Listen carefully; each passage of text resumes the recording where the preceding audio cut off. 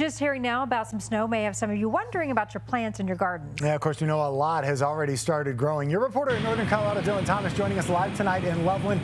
And Dylan, Karen and I were talking. We know a lot of people that have already started planting.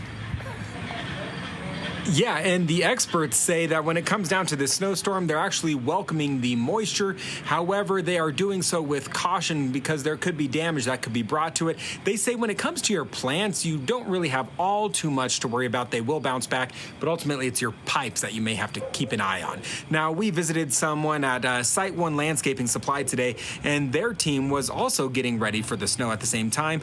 With such a massive property with thousands of plants and trees for sale, in the end, they are pretty limited on what they can do, but they say that isn't the case for you at home.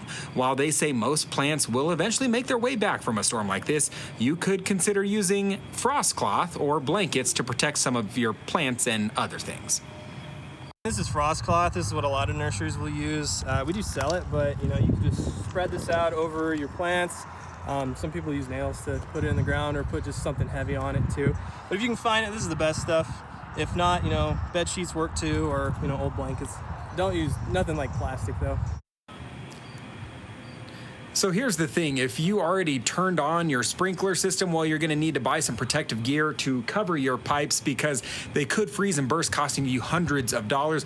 However, if you're like me and you were procrastinating on that, well, it sounds like you got lucky because right now you don't really have to worry about that. Your pipes should be fine for the next few days. Reporting live in Loveland, I'm Dylan Thomas, covering Colorado First. All right, Dylan, thank you. And as this